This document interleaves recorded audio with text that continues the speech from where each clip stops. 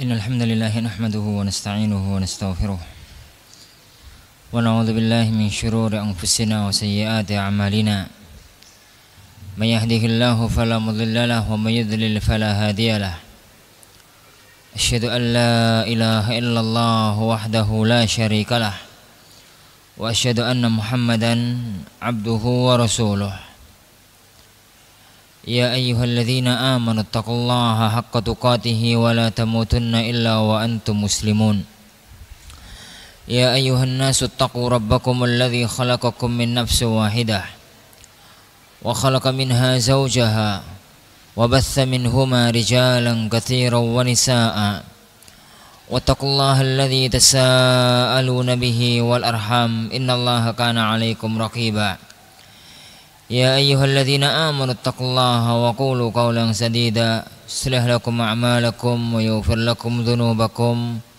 ومن يطع الله ورسوله فقد فاز فوزا عظيما أما بعد أيها الإخوة والأخوات yang dimuliakan oleh Allah Subhanahu wa taala, meneruskan apa yang kita pelajari bersama pada pertemuan yang lalu,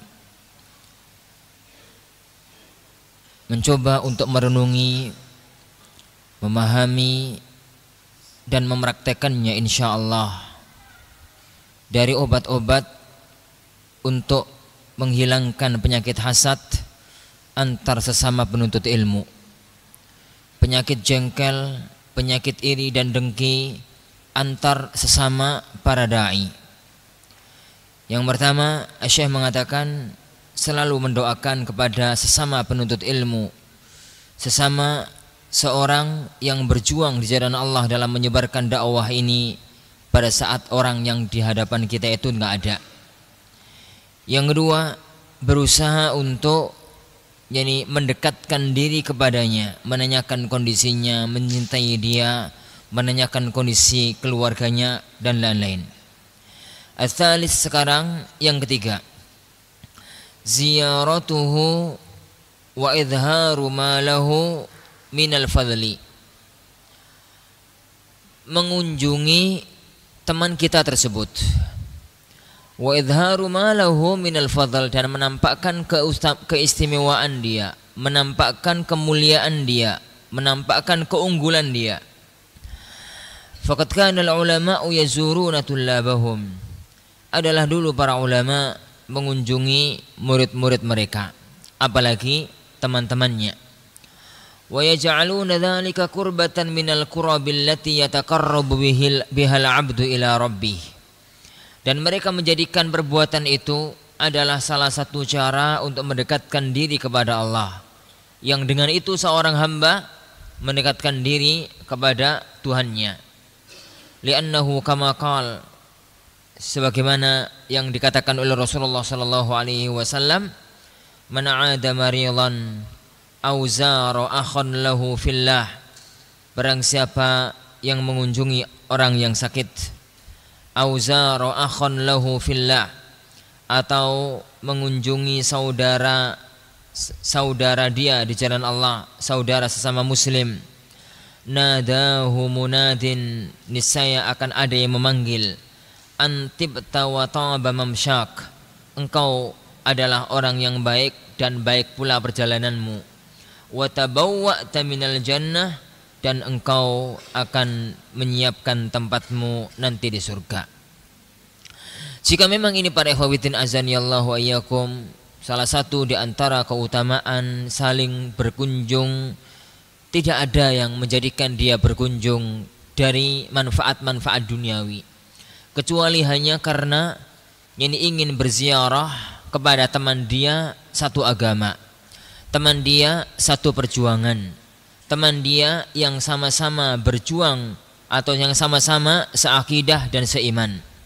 Fa kaifa idza zara qarinun qarinahu, bagaimana lagi apabila seorang teman mengunjungi temannya, wa kana qasduhu ba'dal qurbah, dan tujuan dia selain atau setelah hal itu diniatkan untuk mendekatkan diri kepada Allah, an yazula ma bainahuma minasyahna, untuk hilang antar keduanya kejengkelan-kejengkelan yang ada di antara keduanya.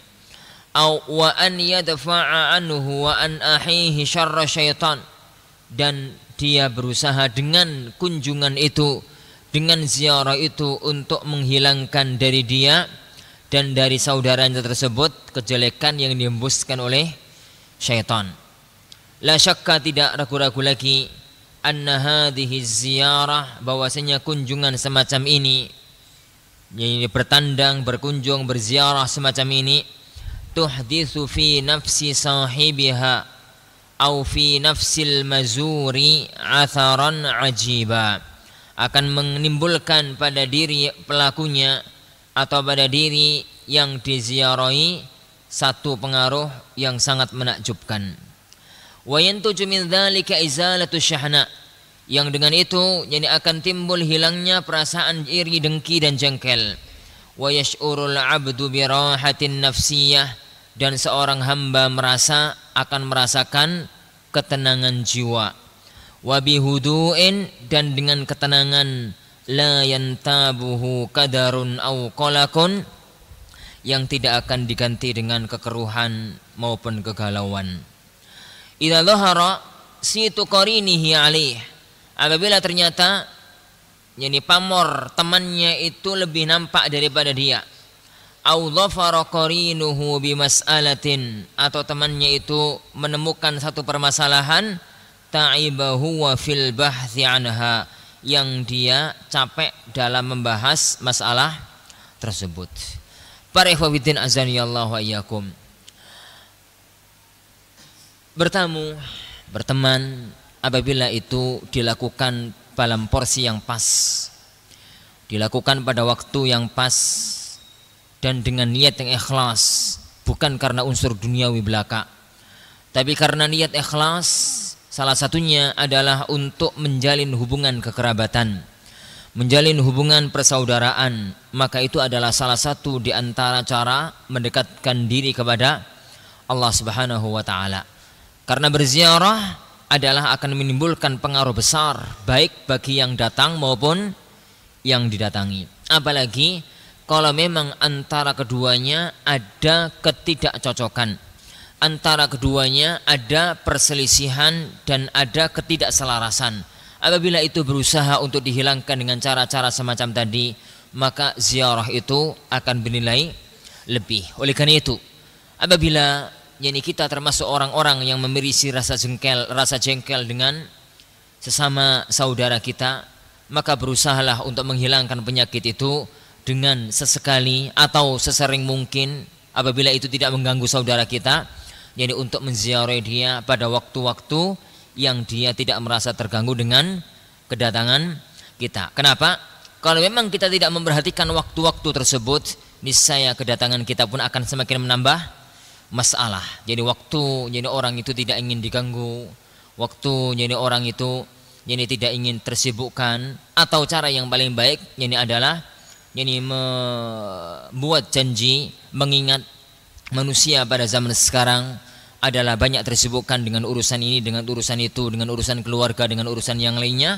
Maka paling tepat kalau tidak benar-benar bisa memilih waktu yang pas adalah tanya terlebih dahulu kapan waktu untuk bisa bertemu. Karena dengan bertatap muka, karena dengan dekat secara fisik, maka mudah-mudahan diharapkan dekat pula secara hati.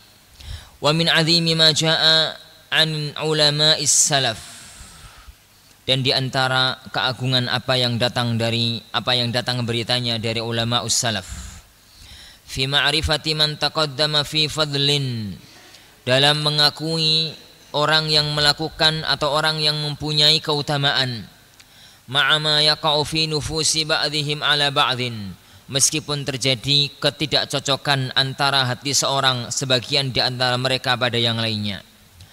Maja'a an Abi Nuaim, apa yang datang riwayatnya, keterangannya, kisahnya dari Abu Nuaim Al-Fadl ibnu Dakin, indama su'ila indal khalifah, tatkala beliau ditanya di hadapan sang khalifah, fi fitnatil qauli bi khalqil Quran, dalam fitnah pendapat bahwasanya Al-Quran itu makhluk, dan ini sebagaimana antum tahu adalah fitnah yang pernah dihembuskan oleh orang-orang Mu'tazilah yang diawali pada zaman Al-Ma'mun dan 3 khalifah setelahnya, di mana jadi orang-orang ahlul bidah, orang-orang Jahmiyah dan Mu'tazilah berhasil jadi untuk mempengaruhi khalifah pada waktu itu adalah Al-Ma'mun, jadi untuk meyakini bahwasanya Al-Quran bukan kalamullah, tapi Al-Quran adalah makhluk, yang dengan itu khalifah memaksakan pendapatnya ini untuk diikuti oleh semua ulama pada zamannya.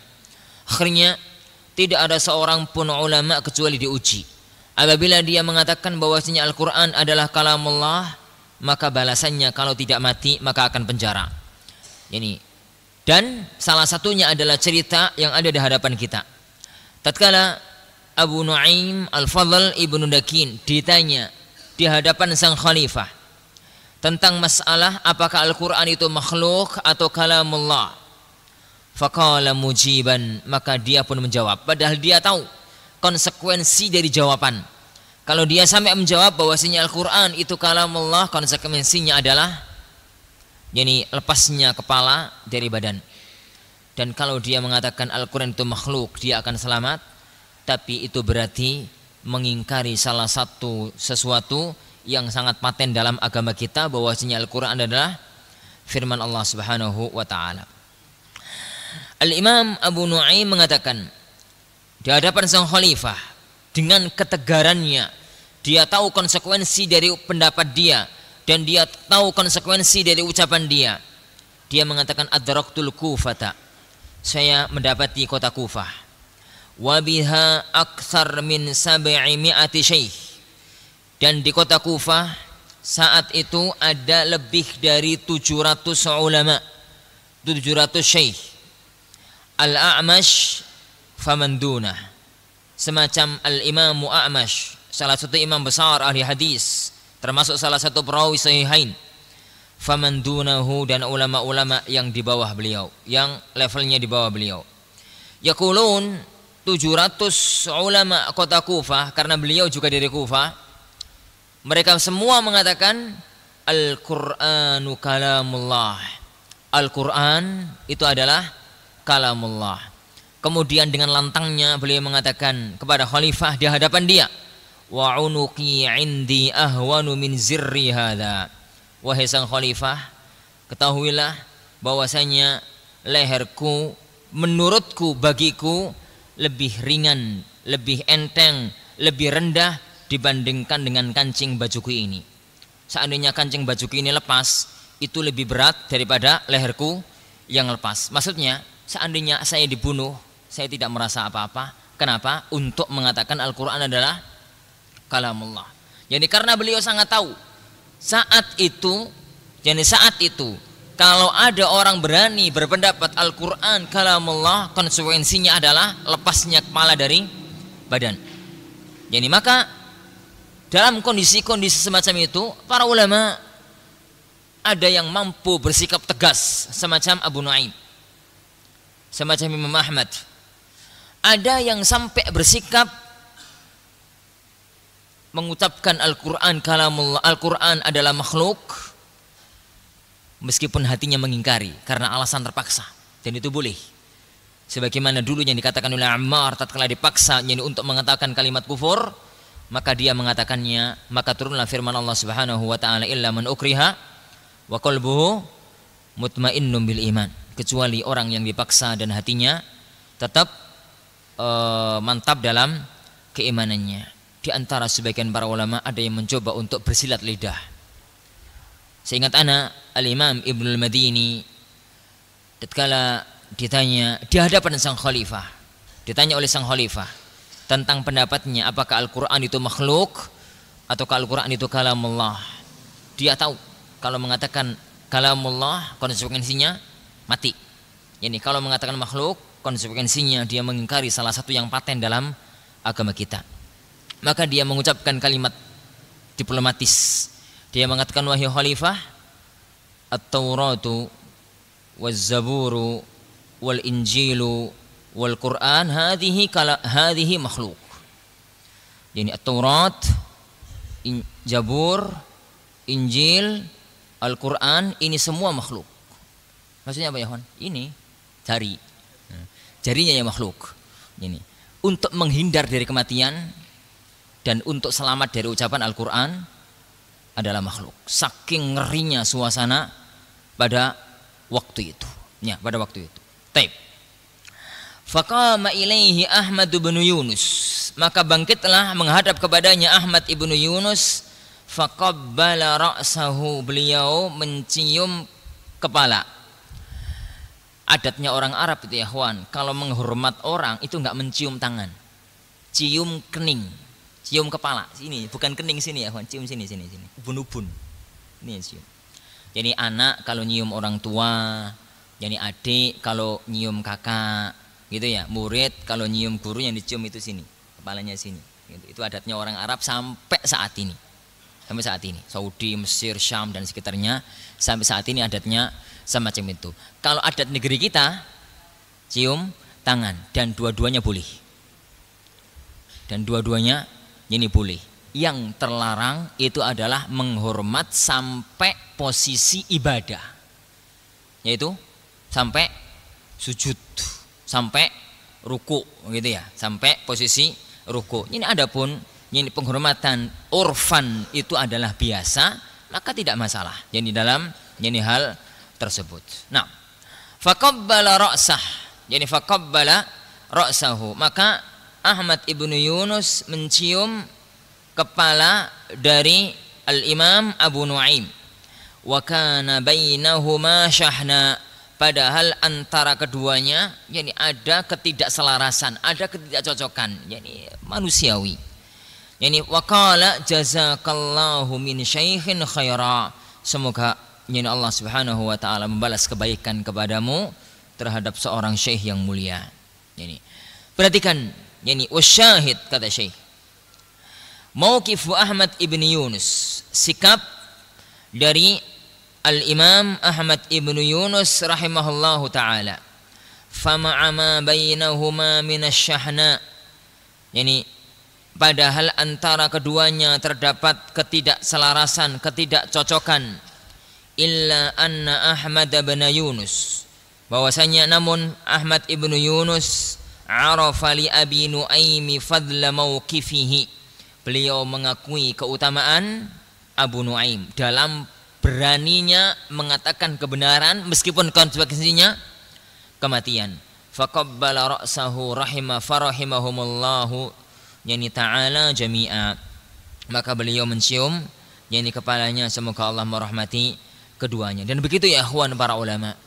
Jadi meskipun mereka yani itu ada ketidakcocokan manusiawi, kadang-kadang ada ketidakcocokan antara satu orang dengan orang yang lainnya, ada ketidaksamaan pendapat, ada ketidaksamaan permasalahan, namun mereka saling menghormati antara satu alim dengan alim yang lainnya, antara satu dai dengan dai yang lainnya, karena mereka tahu bahwasanya mereka sama-sama di jalan dakwah kepada Allah Subhanahu wa taala. Maka hendaknya jejak-jejak para ulama menjadi cerminan kita dalam bersikap, yang itu insyaallah Subhanahu wa taala yang akan dipaparkan sebagiannya oleh Syekh di dalam kitab ini. Arabi yang keempat, adamus samah awir ridha bi ghibatihi wa hamzihi wa lamzih. Tidak mengizinkan dan tidak ridha kalau temannya yang dia sedang ada permasalahan dengan orang tadi itu dighibah, dicela, digunjing. Fa idza kunta fi majlisin, apabila engkau dalam sebuah majlis, walumiza fihi sahibuka alladhi fi qalbika hasadun ali, lalu digunjing, dicela temanmu yang di dalam hatimu ada hasad kepadanya, fala yakun minkat tashaffi, maka janganlah engkau yani at-tashaffi, yani itu merasa puas kalau temannya yang dia sedang bermasalah dihinakan, dihujat, yani kena bencana, itu namanya tashaffi. Apa bahasa kita? Kalau kita antum, kalau ada orang A punya masalah dengan B, masalah berat, suatu ketika yani A dikeroyok sama orang, kapok lu gitu misalkan, itu tashaffi. Itu apa bahasa Indonesianya? Pokoknya gitulah bahasa Indonesianya. Itu makna tasyafi, nggak tahu ketemu bahasa Indonesianya apa itu. Wal farah bidzalik, dan jangan merasa bangga, merasa senang dengan kejadian tadi. Bal amsik anil kalami fih, tapi tahan lisanmu mengatakan, jangan sampai mengatakan hal yang semacam tadi. Wadafi anhu bima ta'lamu min, dan bantahlah, tahanlah, yani belalah apa yang kau ketahui. Wa illam taf'al, yani apabila engkau tidak melakukan, fa inna syaitana yuqidu bainakum asyahna, maka sungguhnya syaitan akan membakar, akan menyalakan kembali api perselisihan, api kejengkelan. Allati kullama tahawanta anta wa iyyah, yani biha zada khataruha, yang mana kalau engkau meremehkannya terhadap masalah ini, niscaya akan bertambah bahayanya. Wa idza lam tarda bihibati, apabila engkau tidak ridha dengan ada orang yang menghibah dia. Walam tarda bilamzihi, dan engkau tidak rela ada orang yang mencela dia. Wa dafa'ta anhu bi dhahril ghaib, lalu engkau membela dia padahal orang yang dicela itu tidak ada di tempat. Fa inna hadza bi haddi dzatihi yaj'alu laka qabulan indallah, ini dengan sendirinya akan menjadikan engkau diterima oleh Allah Subhanahu wa taala. Wa fil muqabil, dan sebaliknya, rubbama yunqalu sani'uka hadza ilaih, perbuatanmu ini akan disampaikan orang lain, dinukil oleh orang lain kepada dia. Wa fatazdadul mahabbatu bainakuma, maka akan bertambah rasa saling cinta antara kalian berdua. Para hadirin azani Allah wa iyyakum. Jadi di antara cara, di antara obat, di antara resep yang dipaparkan oleh Syekh As-Sadhan hafizahullah, bagaimana mengobati penyakit hati, mengobati penyakit kejengkelan antara satu orang, antara kita dengan teman yang kita jengkeli, adalah kita berusaha apabila ada orang yang menjelek-menjelekkan teman yang sekarang ada masalah dengan kita dengan sesuatu yang tidak benar, maka dibela. Kalau ini tidak, minimalnya kita tidak ikut nimbrung, apalagi malah manas-manasi suasana. Kenapa? Karena kita tahu kita dan dia sama-sama berada di jalan Allah Subhanahu wa taala. Dan ini sangat beda permasalahannya apabila yang satunya, apabila yang sedang ada masalah dengan kita adalah orang-orang yang memang sedang berjuang untuk menegakkan kebatilan. Jadi ahlul bidah, ahlul ahwa. Itu permasalahannya beda. Tapi kalau memang sesama ahlus sunnah, sesama dai di jalan Allah, kemudian ada ketidakcocokan antara satu dengan yang lainnya, dan itu adalah manusiawi. Tidak ada seorang pun yang sama, antar saudara kembar pun akan terjadi persengketaan, akan terjadi perselisihan. Maka hendaknya sesuatu yang jauh lebih utama itu kita depankan daripada masalah-masalah pribadi yang itu akan merusak persaudaraan antara kita bersama. Al-khamis, yang kelima, itharuhu ala nafsika bitaqdimih, lebih mengedepankan dia daripada dirimu sendiri, untuk dia maju duluan atau untuk dia yang ke depan, lebih mengedepankan dia ini daripada diri anda sendiri. Faqad yajma'uka wa iyyahu majlisun wahid, terkadang kamu dan dia duduk dalam satu majelis, tahta saqfin wahid, di bawah satu atap, satu ruangan. Fayuwajjahu laka su'alun, lalu disampaikan kepadamu satu pertanyaan. Wa anta ta'lam, dan engkau tahu, anna tawjihas su'ali laka qad yu'athiru ala sahibik, bahwasanya kalau pertanyaan itu dilontarkan kepadamu itu akan sedikit mengganggu perasaan saudaramu. Fa'athiruhu binasibikalah, maka yani lebih kedepankan dia untuk menjawab yang sebenarnya engkau yang ditanya, tapi persilahkan dia untuk menjawabnya. Fa in akhta'a faqawwim khata'ah, apabila dia salah jangan dibiarin, tapi luruskan kesalahannya dengan cara yang lembut, dengan cara yang bagus. Wala tuqirrahu ala khata'ih, jangan engkau biarkan, jangan engkau setujui kesalahannya. Fa idza kana fit tanazuli an haqqika irdaan lahu. Apabila tanazul, jadi engkau mempersilahkan turun gitu ya, merendahkan diri dari hakmu demi meridhokan dia, wala yadurruka hadza fi dinika syai'a, ini enggak akan membahayakan agamamu sama sekali. Wa anta ma'jurun ala fi'lika hadza, jadi engkau diberi balasan atas perbuatanmu ini, li'annaka lam tu'tid daniyata fi dinik, karena engkau tidak merendahkan agamamu. Wa li'annaka sa'aita ila islahin wa ta'lifin bainan nufus, dan engkau berusaha yani untuk mendamaikan dan melunakkan yani hati sesama saudara kita.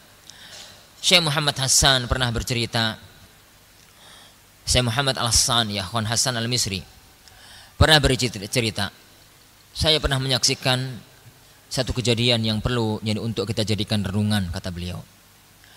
Dalam salah satu musim haji, kebetulan qaddarallah bertemu antara Syekh bin Baz, Syekhul Albani dan Syekh Utsaimin dalam satu kemah, dan itu kejadian yang jarang-jarang terjadi.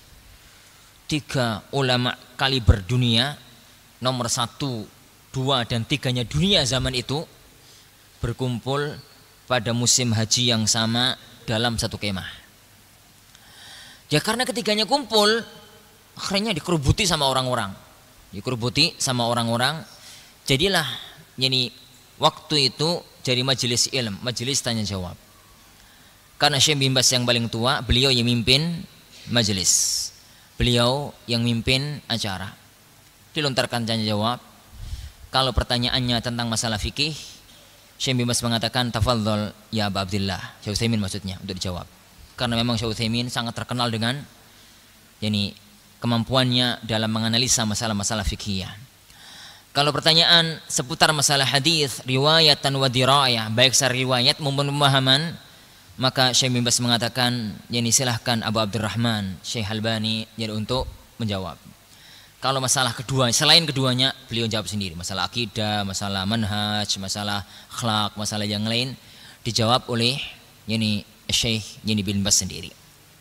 Lihat ya ikhwan, bagaimana yani para ulama kita bersih hatinya, tidak ingin merasa paling menang, tidak ingin jadi merasa bahwasanya dia adalah paling alim. Syekh Utsaimin adalah muridnya Syekh bin Baz. Syekh Utsaimin adalah muridnya Syekh bin Baz. Dan Syekh Utsaimin merasa bahwasanya dia adalah gurunya. Sedangkan Syekh yani Al-Albani juga tahu bahwasanya makom dia di bawah makomnya Syekh Abdul Aziz bin Abdullah bin Baz. Tapi yani keberadaan Syekh bin Baz sama sekali beliau tidak merasa sombong dengan posisi dia, dan dia mempersilahkan orang-orang yang di bawah beliau yani untuk menjawab pertanyaan-pertanyaan yang ada. Kemudian datanglah waktu sholat duhur. Datang ya ikhwan waktu sholat duhur. Orang-orang sudah bertanya-tanya, termasuk diantaranya Syekh Hasan, Syekh Muhammad Hasan sudah bertanya-tanya, siapa kira-kira yang akan jadi imam. Jadi karena bertemu ya ikhwan 3 orang besar di waktu di situ tidak ada imam rawatib musim haji. Siapa imam rawatib musim haji? Ini di kemah, mereka posisinya di kemah bukan di masjid. Seandainya posisinya di Masjid Amirah atau di Masjid Mina atau di Masjid Dzul Hulai'ah atau di Masjid Muzdalifah, ada imam rawatib. Dan itu jelas seandainya jadi imam rawatib. Posisinya sekarang di kemah. Jadi nggak ada imam rawatib. Mereka sudah tanya-tanya siapa yang kira-kira akan jadi imam, karena ketiga-tiganya musafir. Syekh Albani dari Syam, Syekh bin Baz dari Najd, yani Syekh Utsaimin dari Qasim. Posisi di tanah haram berarti ketiga-tiganya musafir. Yani ketiga-tiganya musafir. Ternyata yani pada waktu sudah dikomati, Syekh bin Baz ngomong sama Syekh Albani, "Fadhol Abu Abdurrahman, silahkan maju." Yani silahkan kamu yang maju. Gitu. Syekh Albani mengatakan, enggak lah, gitu. Enggak saya yang maju. Ini Anda ya Syekh bin Baz yang harus maju. Anda adalah imamuna dan Anda adalah imamud dunia saat ini. Gitu. Maka Syekh bin Baz dengan tawadhu'nya mengatakan, "Ya Abu Abdurrahman, wahai Abu Abdurrahman, wahai Syekh Albani," maksudnya kita bertiga fil Qur'ani sawa. Kita bertiga dalam urusan Al-Qur'an satu derajat. Yani wa anta a'lamuna bi sunnati Rasulillah sallallahu alaihi wasallam. Dan engkau adalah orang yang paling tahu dengan sunnah Rasulullah di antara kami bertiga. Silakan Anda yang maju. Syalbani gak usah berkutik, akhirnya beliau ini yang maju. Karena patokan dalam masalah imam ya ikhwan, itu adalah pertama, aqra'ukum li kitabillah. Kalau dalam Quran derajatnya sama, pindah kepada sunnah Rasulullah sallallahu alaihi wa ala alihi wasallam.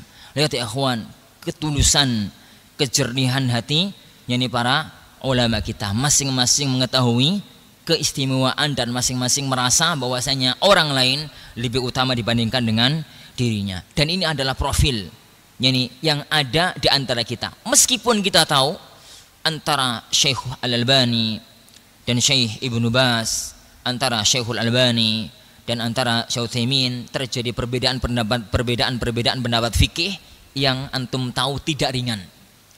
Perbedaan fikih antara keduanya memasuki arena-arena yang berat.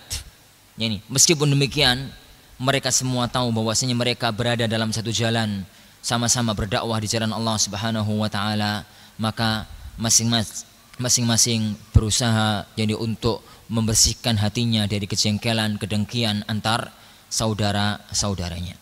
Nah, as-sadis, yang keenam, istisyaratuhu wa talabu nasihatih.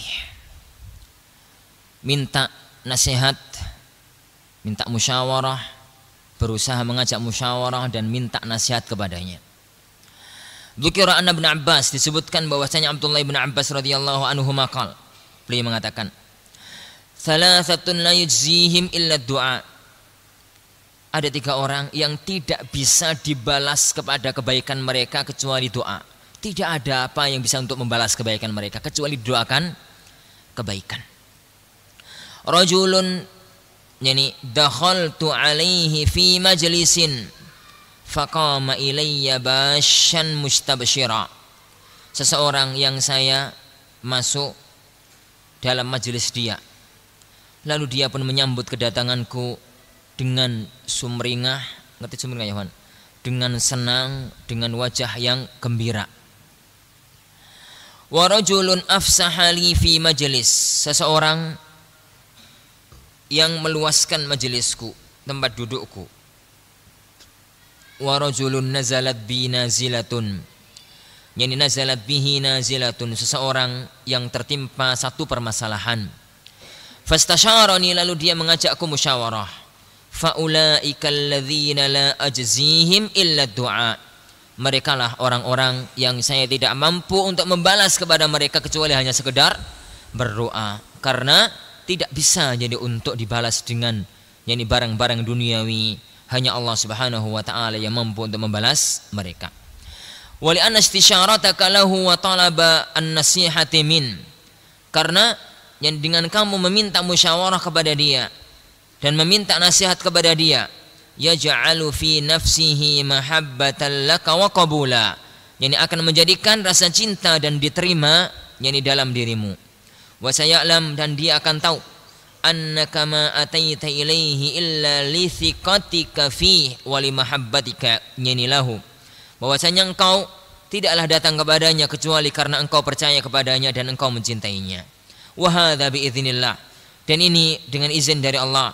Yatrudu ma bainakuma minasyahna, akan menghilangkan, membuang apa yang ada di antara kalian berdua dari perasaan jengkel. Wal amru huna asir, perkara ini memang sulit. Walakinnahu yasirun, namun itu adalah mudah. Ala man yassarahullahu alaihi, bagi orang yang dimudahkan oleh Allah Subhanahu wa taala. Para ikhwatin azanillahu wa iyyakum, ini beberapa solusi, beberapa cara yang dipaparkan oleh Syekh rahimahullahu taala, bagaimana kita berusaha, bagaimana kita mencoba untuk menjernihkan hati kita dari penyakit hasad.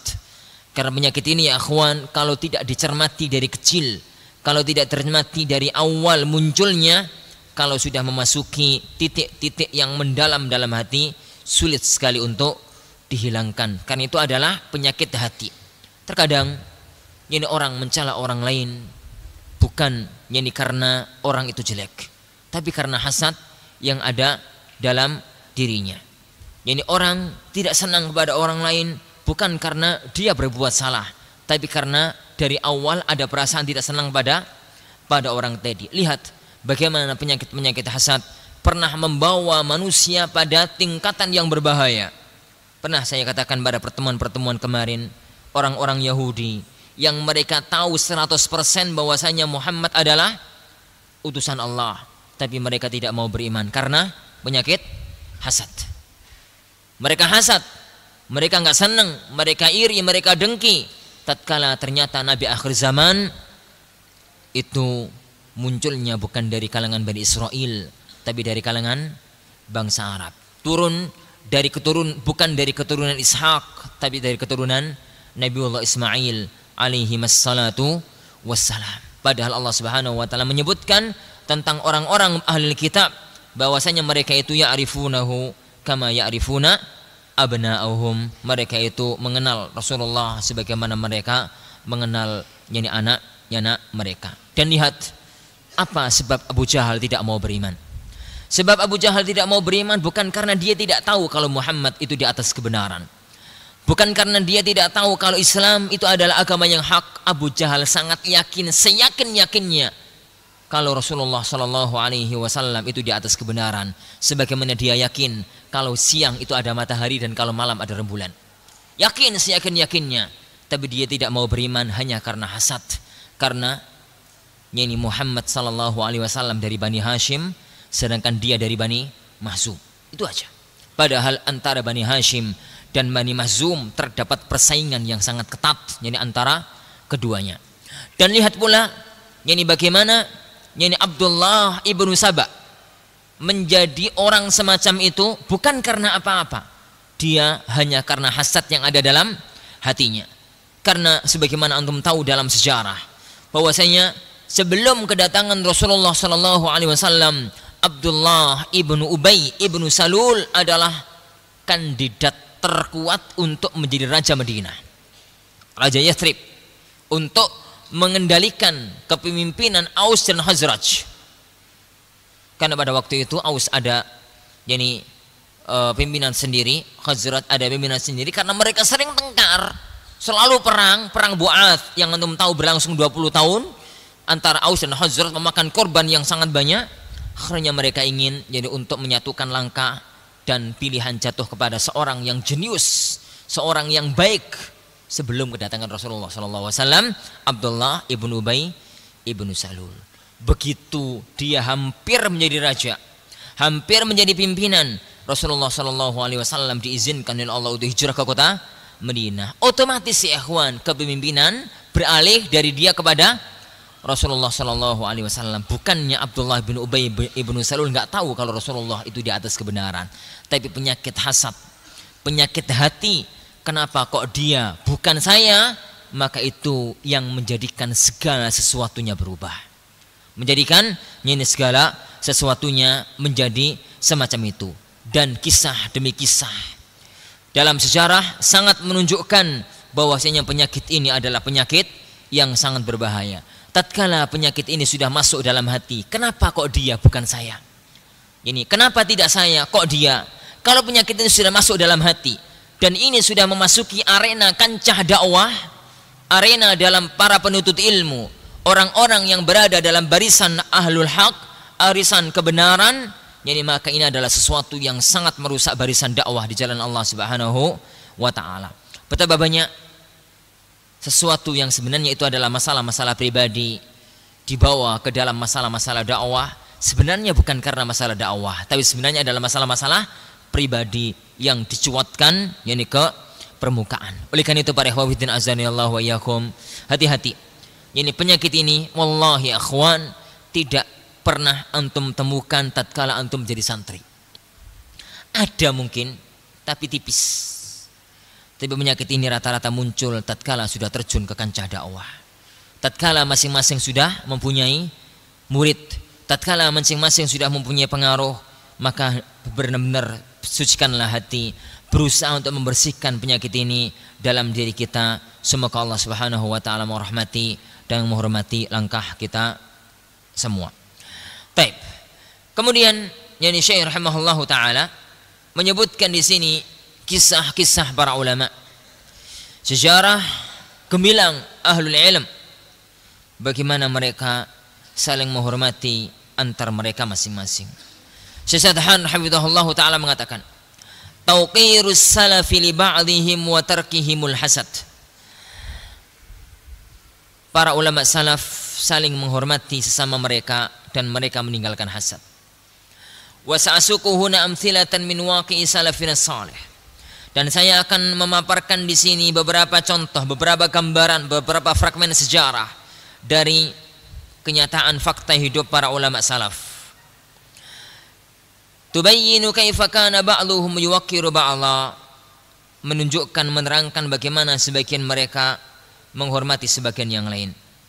Wa kaifa kanu min ab'adin nas anis syahna, dan bagaimana mereka orang yang sangat jauh dari sifat jengkel, iri dan dengki. Wa anit tanafusi ghairil masyru', dan berlomba dengan sesuatu yang tidak disyariatkan. Wa kaifa anna ba'dhum yu'thiru bi nasibihi akha, dan bagaimana sebagian mereka mengedepankan yakni bagiannya kepada saudaranya. Wa yadhkuru fadla akhihi bihudurihi, dan menyebutkan keutamaan saudaranya di hadapan dia. Wa fi ghibatihi, dan tatkala dia tidak ada. Wa hadza yadullu ala annahum kanu ala janibin minal wara, dan ini menunjukkan bahwasanya mereka itu sangat wara, wattuqa, dan sangat bertakwa, wa tathirin nufus minal hil, dan sangat membersihkan jiwa dari penyakit kedengkian dan kejengkelan. Al-mithalul awal, dan ini ya akhwan menjadi gambaran sejarah bagi kita. Kita di masjid ini yang semuanya insyaallah berusaha untuk menjadi seorang salafi sejati, menjadi seorang yang berusaha untuk mengkiblat dalam beragama kita kepada manhaj salafun salih, kepada para ulama-ulama salaf, kepada para sahabat, kepada para tabi'in, para tabi'ut tabi'in, dan para ulama-ulama yang mengikuti mereka dengan baik. Wallahi ya akhwan, penisbahan itu adalah penisbahan agung yang butuh perjuangan. Penisbahan itu bukan gaya-gayahan. Fulan ibnu fulan al-athari, fulan ibnu fulanul salafi, itu adalah gampang di lisan, tapi butuh bukti fakta di lapangan. Jadi ketahuilah bahwasanya manhaj kita bukan hanya dalam akidah. Ketahuilah bahwasanya manhaj kita bukan hanya dalam ibadah, tapi manhaj kita adalah juga dalam akhlak dan dalam kesucian hati, dalam akhlak dan dalam tazkiyatun nufus, dalam kesucian hati, yang salah satunya kita lihat bagaimana potret kehidupan para ulama salaf, bagaimana potret kehidupan orang-orang yang kita menyandarkan agama kita kepada mereka, bagaimana mereka suci hatinya, berusaha untuk mensucikan hatinya dari penyakit sombong dan penyakit hasad antar sesama mereka. Al-mithalul awal, contoh yang pertama,